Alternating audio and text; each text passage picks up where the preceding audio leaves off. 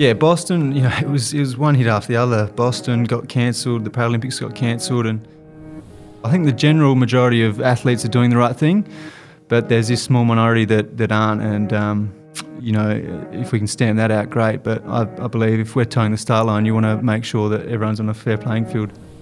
At the end of the day, though, it's still going to be a Paralympic Games, and if I can win, it will still go down as in history, and no one will ever be able to take that win away from me. Chicken George has got support too, and they'll pull down just is he almost? He's there! Try! Steve Jackson reached out and scored what will win the premiership for the Canberra. And I couldn't believe it. I stuck the ball over the line. I just remember thinking, I made it. I get up because I know that when I go to training, I can improve something or work on something. There's always something to get away from this session, so that's going to help me achieve my goals. So that's what it's definitely come to as I've gotten older.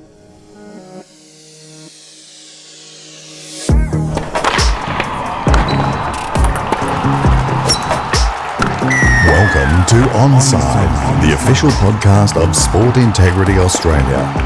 Our mission is to protect the integrity of sport and the health and welfare of those who participate in Australian sport.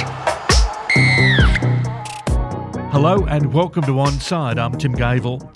Today we'll be joined by Paralympian Michael Roeger, former NRL player Steve Jackson and swimmer Jessica Hansen. Well, for the past 4 years, our education team has been trailblazing a path using technology to deliver award-winning education to Australian athletes. The team has continued the trend this year with two of our education resources, the Health Effects of Doping Augmented Reality app and Clean Sport 101, the online course, winning a suite of learning design awards at the 2020 LearnX Summit. The awards continued the best use of technology in learning, the best augmented reality industry-specific skills training project, the best performance support project, and the prestigious best free e-learning resource. So well done to the Sport Integrity Australia education team. Well, our first guest today is Michael Roeger. Michael grew up in South Australia before moving to the AIS in 2009. He started on the track as a 1500 metre runner and won bronze at the Rio Paralympics in 2016. He switched to the marathon and owns the T46 marathon world record with a time of 2 hours 19:32. The three-time Paralympian is chasing gold at Tokyo 2020. Michael Roeger joins us today. Well, Michael, with the Paralympics postponed, how do you reset your goals? It's tough. It's been a roller coaster of a ride the last 4 or 5 months, but I guess every day I get up and I still think about running the Paralympics. I still think about representing Australia and hopefully winning a gold medal. And whilst that dream and desire is there, I'll still getting up and get out there and running. It is quite exhausting though, training for a marathon, isn't it? It is. It's not for the faint-hearted, and we run 100 miles a week and more in some periods. But I think with the Paralympics still a chance to be on, I think I'll get up and still do it every day. What motivates you? Oh, like I said before, just to win a gold medal for my country, listen to the national anthem play when I'm standing on top of the podium, but also just to be the best athlete I can be. And if that's better than yesterday and better than the year before, I'll keep going. Ever since a young boy, I was running around the vineyards of Langhorne Creek and dreaming of a day that I'd be the best in the world. So that's pretty motivating for me. Because you were born without the lower part of your right arm, you didn't see that as a disability? No, that's right. I feel like I'm one of the lucky ones. I hadn't had to go through any trauma in my life. I was born like this. I got a twin brother, Christopher, who took me under his wing and didn't treat me any differently, and that was like my community, Langhorne Creek, as well. So I guess there has been difficult times, but most of my childhood was great memories and, just getting in there and giving everything a go. And I think that come from my first passion at AFL, where I could take a mean hanger and hand pass with my stump and just love that growing up as a kid. I didn't think it was... You didn't get pinged by the umpires, did you? No, I did. I did get done for a throw a few times, and it really used to get up me because I did touch it with the stump, and I thought that was a hand pass, but sometimes some umpires weren't so keen on that. And no doubt a few tall stories told over the years as to how it all happened. Yeah, I was, just touched the electric fence and my arm blew off, or, a cow stood on it. But yeah, I've got a lot of stories. Shark, crocodile. Yeah, I was fishing up in Northern Territory. But yeah, got a lot of stories that I tell. But yeah, sometimes I feel bad because I let them go too far, but I have to bring it back. Because little kids sometimes don't believe that people are born that way. Yeah, kids are, they've got no filter, and when you tell them, I was just born without the lower half of my right arm, they're, what? You can't be born like that, can you? So I've got to, make up a story for them to understand. So you're going for your 4th Paralympics next year. You obviously have overcome a lot of injuries over the years. And I remember in the lead up to London, on the day of the London Paralympics, and you lasted, half a lap? Yeah, like sport, I think I'll probably do 100 races in my life and maybe 10% of them will be great. And London was a disaster in 2012. I guess a long story short, I had a gastrointestinal bleed, which basically was just bleeding internally, and it wasn't good. And I got halfway around and knew I had to get off the track, and I just ran straight into the tunnel and basically collapsed and was in hospital for 4 days, had a blood transfusion, and yeah, I nearly didn't come back from that, to be honest, Tim.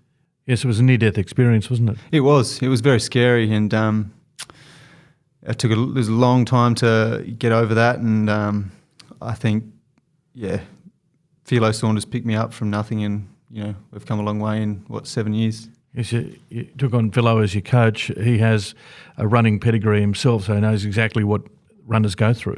Yeah, I think I was at the AIS training under Irena, and Philo Saunders was my sports physiologist, and I knew about him and his coaching, and yeah, I think that was the right move for me after London and what happened there. And he, like you said, he's a great runner himself. Just having a look at your career, and gold at the London Marathon in 2019 in a world record time. Boston, 3:48 for the 1,500 metres, but it wasn't ratified because there was no drug testing there. Yeah, that's right. First London in 2019 when I, won the World Championships was, it was amazing. It was to run a big city marathon, and that was incorporated as the Para-Athletics World Championships. To win that was, something pretty special. And I ran the world record in the 1,500 a couple of years before that in Boston. That was in 2015, and today that's probably one of my greatest achievements, only because Philo and I had been training for that record for a long time, and we were so close for a long time. But then to finally do it was, if I could bottle that feeling up and sell it after I crossed that finish line, it would be worth $1 million. And I haven't got that feeling yet, and hopefully I get it again when I win a gold medal at the Paralympics next year. Just in 2019, in the 1,500 metres at the World Titles, originally disqualified, but then given the silver medal. What happened there? Yeah, so that was November of 2019 in Dubai, and I got in great shape, after doing the marathon early in the year and then having an injury. And in the last lap, I was coming third, and I went to get around two people, and there was just a bit of elbowing and jostling, which jostling's fine in a race. And a track judge saw that, and he raised the flag to say I was disqualified. But then internally, I knew that I hadn't done anything, wrong or impeded anyone or, unsportsmanship or foul-like. So in the end of the day, the right decision got made, and, once they looked at the replay, it was fine. And I, claimed the silver medal. Now, during COVID, there were no overseas trips, no marathons overseas. So at the same time the Boston Marathon was scheduled, you decided to run around Lake Burley Griffin in April.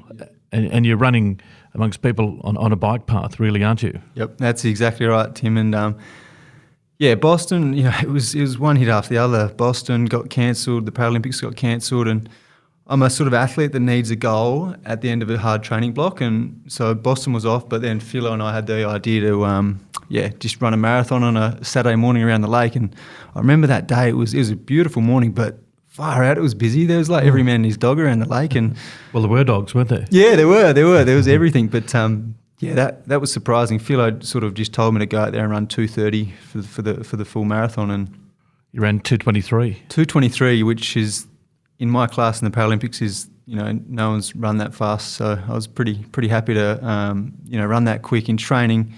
We didn't really taper for it, and it just shows that we're in the right space and we're doing the right things. Because you ran 2:19 at Houston earlier in the year in January, so this was going to be your year, wasn't it? you can see the build-up and you can see the times that you're recording, and suddenly COVID comes and the Paralympics are postponed. How do you recover from something like that?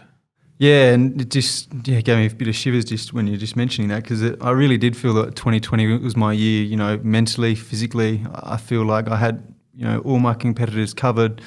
I was mentally ready. I was physically, I felt like I could have done anything this year, and, that's been taken away from me. And the tough thing is that fitness, health, 1 year is not guaranteed the next year. So hopefully this time next year, I'll be feeling as I did in, February, March this year, and I can do something special. Just on integrity in sport and the fact how much work you put into what you do, do you ever have any suspicions that somebody else might be taking shortcuts? There's you always sort of think about that sort of stuff, and I don't just race in the Paralympics. I race with a lot of able-bodied races as well, and it's tough these days because every great performance is always going to come under a cloud because, the sport is moving so fast, and even with, Nike's Vaporfly shoes, Yep. You think about them, are they fair? Is that integrity in sport? Can they be illegal? Are they illegal? I think technology, drugs, they're pushing the boundaries where, I think that sometimes we should just get back to basics and, running, shoes with no carbon fibre or no, high stack foam. And then with the drug side of things, they're always going to be around and people are always going to be pushing the envelope, especially when there's a lot of money involved in sport. But in Paralympics, there seems to be less of that, doesn't there?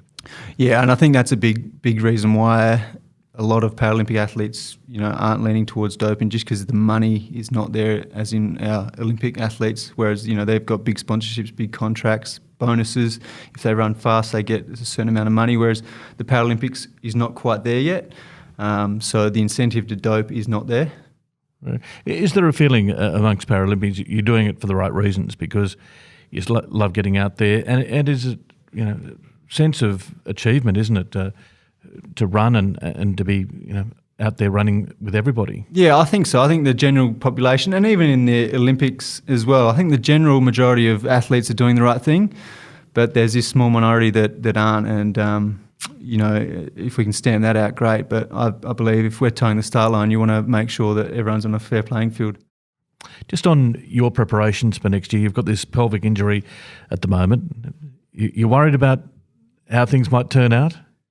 Oh, look, I'm a little bit, and it was a pretty significant injury in my pelvis, and it is a little bit scary knowing that I got to get back to 170k a week. I'm not getting any younger, and I just got to make sure I get this injury right and we come out of it in the right way, because I know what is required to run as fast as I want to run, and that's running a lot. And I'm talking to my doctors and physios, and I think we're on the right path. But yeah, of course, I look ahead and I think, what if this injury is hanging around next year? But I think I've got the best people looking after me, so I think we'll get it right. What goes through your mind when you're running those long distance, 170 k's a week? What do you think about? What do you do? Yeah, it's a funny question. I get asked it a lot, and I think a lot of the time I sort of just zone out and don't think about too much. Other times I think about what's the plan for my day and what I need to do, and then other times I'm just listening to my feet, my striking, and it's sort of a way of meditation for me. Like if I don't get up and run before I start my day, I feel weird, and I think I'll be like that for a very long time. Yes. Just as a final question, your family and friends, they're very important to you, aren't they? And you're disappointed, if you're going to be competing next year at the Tokyo Paralympics, they won't be allowed to come. So that's a bit of a setback, knowing you as I do, and in terms of family and friends and what it means to you. Yeah, it's it's tough. I feel like I've been robbed of an opportunity. I didn't have, my twin brother hasn't watched me race at the Paralympics, and him and his family were going to be there, and my nephews, I've got 3 nephews, and they were all going to be there, and a few friends were coming over, and Tokyo 2021 is not going to be the same. So it's tough. I do it for myself, but I do it for my family as well, and if I can just do a local race in Adelaide with my family there, that nearly just means as much to me as racing at the Paralympics. Will it feel a little bit artificial, having possibly no crowds there and just running for the sake of having a Paralympics on? Yeah, it will feel a little bit artificial. definitely. It's not going to be the same, and it's going to be interesting to see what the organising committee put on. And at the end of the day, though, it's still going to be a Paralympic Games, and if I can win, it will still go down as history, and no one will ever be able to take that win away from me.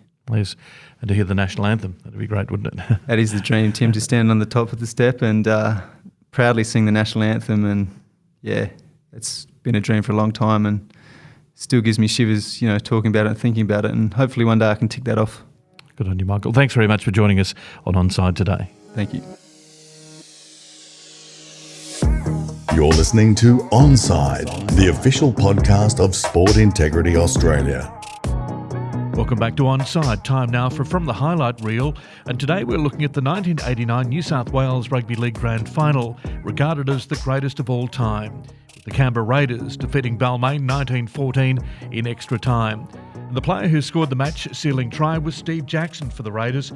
And Steve joins us now from Queensland. And Steve, just talking about it brings back some great memories. Hello, Tim. How you going?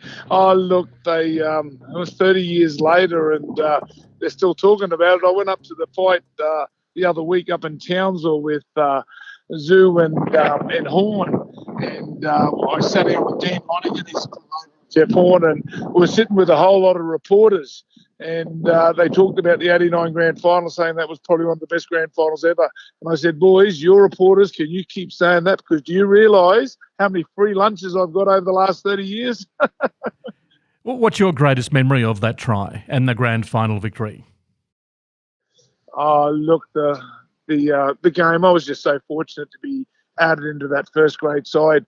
Canberra had a very strong club back in them years. Their under-21s made the grand final, got beaten against South Sydney. Our reserve grade side, that was my side, we got beaten. A week out from the grand final by Parramatta in extra time, we got beaten.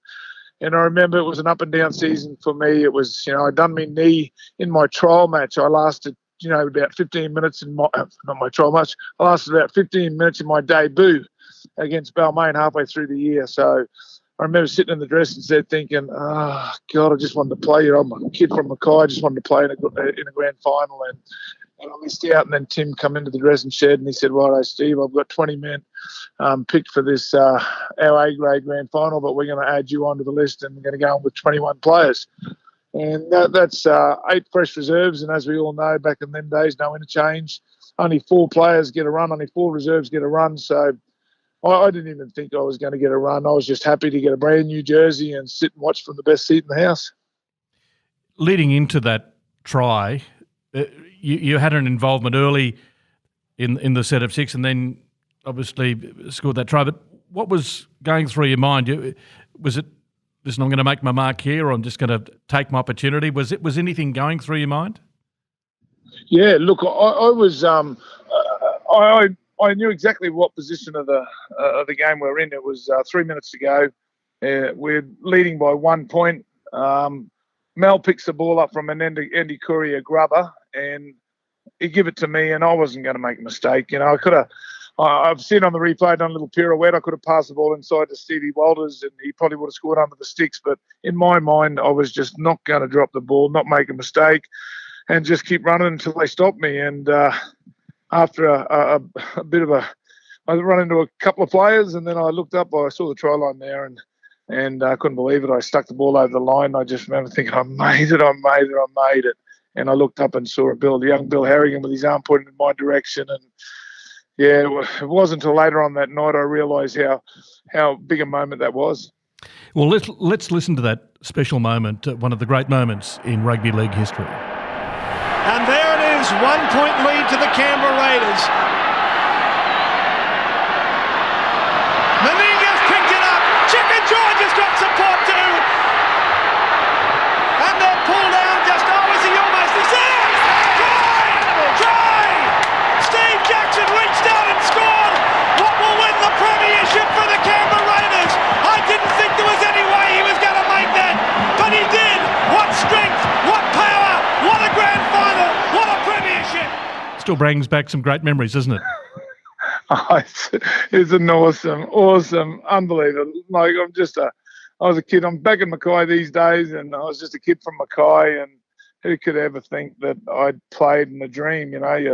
as a kid growing up, you watch the Sydney Rugby League, New South Wales Rugby League on telly on a Saturday afternoon, watching your Les Boyds and Stevie Rogers, and I was a St George follower when I was a young fella, and to be in one of them games that I used to watch on TV was just remarkable. It's amazing how your life goes, and over the past 30 years, it's just been celebrated over and over. And I got to stand on the football on the arena in front of 83,000 people last year when Canberra played in that grand final against the Roosters, and this game just keeps giving. I love it. Well, it was about 8 seconds of magic, and it's changed your life. It did. People said, "Oh, geez, you would have got from scoring that try, you would have got a big contract at West the year before, the year after." But West were looking at me in the undergrades at Canberra, and I'd made that decision to go to West before that grand final, and yeah, well, mate, people remember me for that try. But I got to play 9 Origin matches as well, and I just love this game of football. Tell us what you're doing these days, Steve. Oh, I keep myself pretty busy. I wear a lot of caps. I have 2 chicken franchises. I've been in one of them for 23 years, and I do real estate up here now with PRD, and I just love the catch and kill with the real estate. I'm head coach of my old club Magpies, and I'm just busy. You like being busy, though, don't you? That's part of your DNA. Yeah, I like to be active. I'm not one of these people that can sit around and do nothing. I've got to be doing something. And rugby league, like I said, it owes no one, and it just keeps giving. And I love coaching young fellas and passing on my experience. I give up the alcohol about 8 years ago, and I used to be a little bit of a naughty boy as a young fella coming through, and I think I'm a pretty good teacher now. I can use my own experiences to help young people that play this game. So the reason for giving it up, you just felt as though you needed to change your life? Yeah, well, it was taking control of what I was doing. I when anything ever took control of me, I sort of stepped back and went, what the hell am I doing? And it was pretty difficult because as you come through football, you celebrate your moments, and usually the old Australian tradition is to celebrate with some alcohol. I was 46-year-old, and my 12-year-old son at the time, I think I had a big night, and the next morning I woke up and I thought, what am I doing? I want to be the dad that says, do as I do, not do as I say. And my kids are a very strong part of my life, and probably the best thing that's ever happened to me. So that's the reason I give it away. Do you find yourself you're an educator almost these days, aren't you? Oh, well, through my experiences, because I was a bit of a naughty boy, and you'll find a lot of them in rugby league circles. We don't dip our toe in the water, we dive in head first. And if you can get through them crazy years and come out the other side, and you become a good teacher, yeah. Good on you, Steve. Thanks very much for joining us on Side. Love talking to you. Love talking about the 1989 Grand Final, and all the best in Mackay. Thanks very much for joining us today. Thank you very much, Tim, and I love talking about it. Okay, good on you, mate. Back with more with Onside in just a moment. Cheers, mate.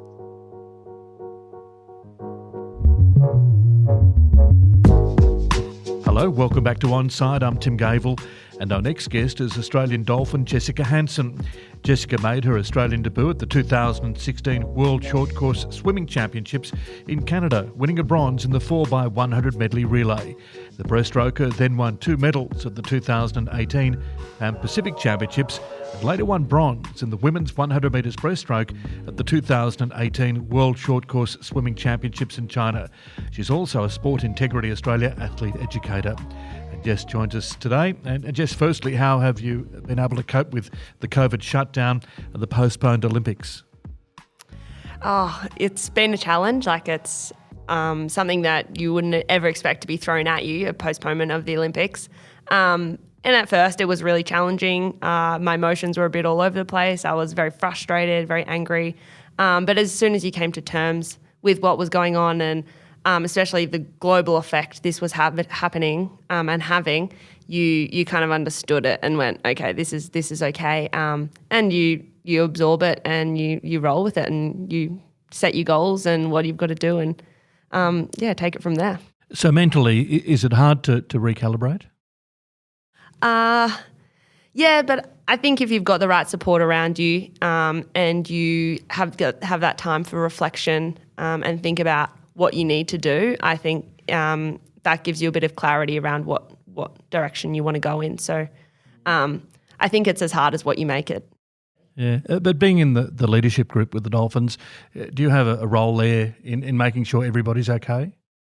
Yeah, we definitely have a role, but we're very lucky at Swimming Australia and in the Dolphins team we've got a fair bit of support with the psych and the athlete wellbeing and engagement in Lindley Frame. And so those people that's really their job to be there. But as a leadership group, we were very concerned about our engagement with the team and just connecting and making sure that people were feeling included and they had a place still within the swimming community, and that was in our Dolphins team. So I actually created this initiative just for within the team. Every week I would send out recommendations for the week I'd get 3 different people from the team and just say, what do you recommend? It can be anything, like have you cooked a good recipe? Are you watching something on Netflix?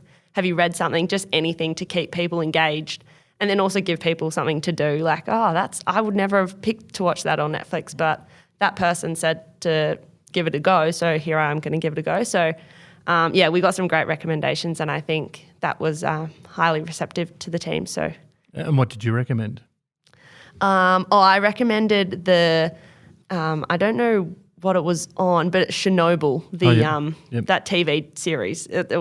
That blew my mind. It was so good. Yes. So obviously, the Olympic Games are going to be held this time next year. It changes the way that you approach things because you've really got to prepare for another taper, haven't you? And another championships, you've got to prepare for another set of trials. You've got to change your whole mindset, haven't you? Yeah, you do. But then in some ways, it's also just a control copy, control paste. It's there is an element of repetition, but I've also just changed programs. So I'm looking at a whole new different 10 months now on the way that the coach and I will go about it. So there are elements that will be very similar, and in terms of the emotional highs and lows that you'll go through, like being 8 months out is a little bit tougher, but being 4 months out, you're starting to really hype up and narrow your focus into what you're doing. So I think those things will be the same, but in terms of my programming, it'll be different this year, and I think that'll be a good thing for me. Yeah, because you've changed coaches. Scott Talbot has been your coach, and now coached by Shannon Rollison at the ACT Hub in Canberra. Shannon, of course, with Jodie Henry and a few other Olympic champions. So you're hoping a bit might rub off there. He obviously knows what he's doing. Yeah, absolutely. And his pedigree with female breaststrokers is just through the roof. So, when I came and worked with him, I really enjoyed the way he spoke about breaststroke and his cues that he gave me, and also the confidence he had in my ability to explore and feel out breaststroke, which is a very technical swimming stroke. So that really appealed to me, and we got along really well. So I was like, this could work. So what keeps you motivated in swimming? Because it can be quite monotonous. What drives you? Oh, your goals. And I think as I've gotten older, the goals have become a lot clearer, and so you can understand why you're doing it. And there are definitely mornings. I'm not a morning person whatsoever. So to wake up in the morning is like, my 3 alarms are going off, and I'm going, okay, why am I doing this again? And then I get up because I know that when I go to training, I can improve something or work on something. There's always something to get away from the session. So that's going to help me achieve my goals. So that's what it's definitely come to as I've gotten older. But when I was younger, it definitely was for my friends and the enjoyment of being around the team, sometimes for my parents. It ebbed and flowed throughout my swimming career, but now it's definitely towards my goals, and especially as I've now made the move interstate, away from my family, away from my boyfriend, away from my friends. I definitely have to keep at the forefront of my mind, why am I doing all this? And the purpose is to achieve that goal. And hard work, there's no substitute. I think Susie O'Neill once said that if you cut corners, you swim in circles. Oh, yeah. I like that one. So it's pretty true though, isn't it? Oh, absolutely. You've got to put in the hard yards. And in the end, there's also a quote, at the Nunawading, in the Nunawading gym by Liesl Jones, who swam there for a while. It was hard work beats talent when talent doesn't work hard. So you can have all the talent or you can have all the hard work, but in the end, hard work, that's what pays off. Just on Liesl, what an incredible role model to have as a breaststroker in the 50 and 100, 200. Oh, unbelievable. And she, when I first moved to Rowan Taylor, who coached her for a long time, Ro was so forward with his information and what he learnt from Liesl and what she learnt from him, and showed me a lot of videos of the way she swam and her technique and things like that. So that was a few years where I learnt so much about breaststroke and female breaststroke and how to train and what to look for and all those types of things. And then also just her racing ability. Like, she just got up and raced. So, she's always been an inspiration. She had the full bag of gold too, didn't she? Yeah. Commonwealth, Olympic and World Championships and Pan Pacs. So just on you as a breaststroker, do you see yourself always getting better? I mean, you've got a couple of swimmers there alongside you, Georgia Bowl, Leaston Pickett. They're probably your two main rivals at this stage. You sort of feel, and the young ones are coming through. You've got to watch yourself, haven't you? Yeah, you do, I guess. But I know within myself there's still way more room for improvement. And also I'm also looking at the international stage and what I've got to do to be competitive there. So, yes, I'm aware of what people are doing in Australia, but I'm also aware of what people are doing internationally. But in the end, it comes down to what I'm doing and what I have confidence in. So that's the most important to me. Lily King, yeah, you've spent some time with her, the Olympic champion. She must have been great to train alongside to see what she does. Yeah, absolutely. So I went over to Indiana University for 2 stints actually, and trained with Lily King, who's a world record holder, as you said, but also Annie Laser, who last year I think posted the fastest time in the 200 breaststroke, so which was a 2:19, and no one's really been back to that time, or maybe it was a 2:20 low. So two world-class breaststrokers. So to go up against those two every session, there's no hiding, and there was definitely a high standard that was expected of you. So, but they're also great people, which is the other important thing. When you get to know the people that you're racing, is that they're more than just a swimmer. They are a student, and they are a boyfriend or girlfriend or daughter, and they've got so much outside of swimming as well. Yes, it's a holistic approach, because you've been to uni yourself. You're sort of looking for other things apart from just swimming, including your role at Sport Integrity Australia. Tell us about that. Balance has always been a massive thing my parents have always encouraged me to do. All through school, all through sport, everything has been great. If you love it, do it and put your whole heart into it. But what other things have you got going on in your life, and what else do you identify with? And that's been a strong thing throughout my swimming career, because you never know when an injury is going to strike, or non-selection, or COVID, and you don't know what's going to happen and what could take you away from the sport. And you put so much effort and energy into it, and so a lot of your identity ties into it. And then when you can't do it, where do you find your identity and your purpose and your fulfillment? So I've always had that, and that's where doing a university degree and having my hobbies and my friends and all those other things outside, and working at Sport Integrity Australia have filled my cup in other areas of my life and given me purpose and fulfillment and direction to look at when I'm not swimming. So, and it also makes me, when I do come back to swimming, I'm like, swimming again. So there is this refreshment when I go back to it. And but I really enjoy it, and I like doing lots of different things. So, as an athlete educator, no doubt you're asked a lot of questions, but you've also got to present in front of people. How do you find that? Oh, it's taken some getting used to. I remember doing assembly presentations at school when I was sports captain, and I would be standing on stage and my knees would just shake, and I was like, I'm not nervous, but my knees are just shaking. So just as you do more of these school engagements and presentations and those types of things, you become much more comfortable presenting and being in front of people and those types of things. But then it also comes down to the connection, and I think that's the thing I really enjoy, like connecting with school students or people from other sports or people within swimming, and showing them that, like, to be at the top of your sport, you're still human. Like, I'm just still a person. You can get to this level too. Like, you can I'm just like you. And I think showing that personability and realness of being an elite athlete is to be just human, is the part that I really enjoy about it. And then also, especially with my work at Sport Integrity Australia, it's all about clean, fair sport. So, and I'm passionate about that.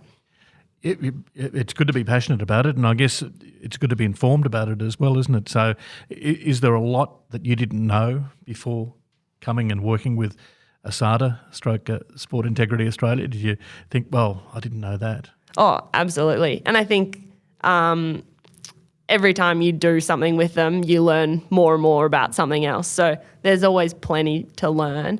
But I think as an athlete, there are lots of stresses already. And so if you can reduce your stress by learning and being informed about the things that you can, which is anti-doping and your obligations towards that, it just reduces that stress in a part of life you don't really need stress. So that's the thing that I've found as an elite athlete that's helped me with as well. So, yeah.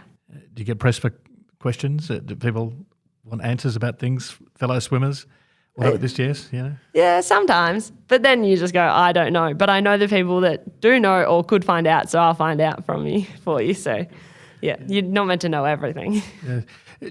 I guess you're at a point where you can start reflecting a little bit and how it all started for you, swimming. How it all started, my parents moved to Australia from South Africa, and I think when they got here, they didn't have a lot of social networks and stuff, so it was all about and also swimming. There's a lot of oceans and pools and stuff in Australia. They wanted us to be safe and water confident. So it started there, and then I just progressed up through. I was always very diligent with my technique, and the coach at the small club that I was at saw and was like, oh, Jess has got to keep swimming. She should try squad. And Mum and Dad were like, do you want to do it? And I was like, oh, okay, yeah, I like swimming. Made some really good friends, and that's what kind of kept me through all through school. And then after school, there was a big realization of, okay, why am I actually doing this? And that's where probably the motivation to swim changed and shifted towards the goals that I wanted to achieve, and also coming back to just being the best athlete and person I could be. So that's how I kind of got into swimming, and it's kind of always just been something that I've done. I have had stints where I haven't swum, like through year 12 and stuff like that, but it's always just been lingering in the background, and sometimes I'm like, well, how am I the person that's still in the sport? Like, it's... Because there's a huge drop-off, isn't there? Yeah, absolutely. And even like some of the people that I've swum with at this high-performance level have stopped, and you just think about all the different types of people that you've trained with and how many good friends that I've got out of it from Victoria and from Australia and from overseas. So... sometimes it's a bit of a, whoa, like, has that actually happened? And why am I the one still standing here? But I have so many good memories, and I'm very grateful for everything that I've gone through, the highs and the lows. I did read that you fell out of a boat as a young person, and it was one of the reasons why your mum and dad wanted to put you in swimming as well. Yeah, I'm pretty sure we were sailing around the Whitsundays, so I should have learned to swim before that. But yeah, I think it was just let's do this for everyone's health and safety. Yes. So just looking at next year's Olympic Games, it's a pretty heavy program next year, isn't it? When you have a look at the Australian Championships, you've got the trials, Olympic Games. It's pretty tough, isn't it? Yeah. It definitely is. But probably more like you train for the physical stuff. Like swimming is a demanding sport in terms of its training schedule. But I think the mental and emotional tolls that those selections and trials and those types of things can have, and in anticipation for it, that's where it can really bite you if you're not prepared for it. So I think that's where it can take a big toll, and you've got to change your body clock too a bit because of the possible finals at night and there's all that stuff. But you deal with that finals in the morning and heats at night. I'm not sure how they're going to work it out for the American television broadcasters. Yeah, all about the Americans. Well, they did it in Beijing, so we can do it again in Tokyo. You make it work. You make it work. And up and down the black line, it makes it all worthwhile once you get there. Oh, absolutely. I think whenever you put on the green and gold cap and swim for your country, and you have your teammates around you, there's no better feeling. So, there are definitely times in training where you're like, oh man, this is laborious, and you don't really want to be there sometimes. But in the end, you get to that point, you go, this is why I've done it. And to remember those highlight points for when you're in those really grind moments, that's when you can get through the tough ones and get out the other side to when it matters. And have you visualised what it might be like to stand on a podium? Yeah. At the Olympic Games? Yeah. And it's interesting when I think back to the visualizations, how they ebb and flow, like further away from the trials or international meets, what I'm visualizing, and then they kind of taper off a little bit and then they come back. And so, yeah, I've learned just to roll with them and that's where I work with my psychologist as well and see and equip me with the tools to handle them. That's great, Jess. Thanks very much for joining us on Onside, and all the best in your role at Sport Integrity Australia, as well as next year's postponed Olympic Games in Tokyo. Thank you. Thank you for having me. And now for our segment From Left Field, where we answer a question from the public. Hey guys, my name's Hayley. I'm an Australian swimmer and a Sport Integrity Australia Clean Sport educator. My question from left of field today is, are antidepressants banned? Now the short answer to this question is no. There are some common medications like Prozac, Lexapro and Zoloft that are permitted for use in athletes. However, there are some substances in medications that may be prohibited for use in athletes. And if you were to have one of these, you would need a therapeutic use exemption. As we know, the status of substances can change, so it's really important to stay up to date with the prohibited list and make sure that you know the status of your substance. In addition, it's important to keep jumping on Global Dro and plugging in any of the medication that you are taking so that you know its status both in and out of competition. At the end of the day though, your mental health is most important, so make sure that you are checking in with your doctor if you feel like you need to, or if you are taking any of these medications. Well, thanks for listening to Sport Integrity Australia's podcast Onside. I'm Tim Gavel. Join us shortly for our next episode. You've been listening to Onside, the official podcast of Sport Integrity Australia. Send in your podcast questions or suggestions to media@sportintegrity.gov.au. For more information on Sport Integrity Australia, please visit our website www.sportintegrity.gov.au or check out our Clean Sport app.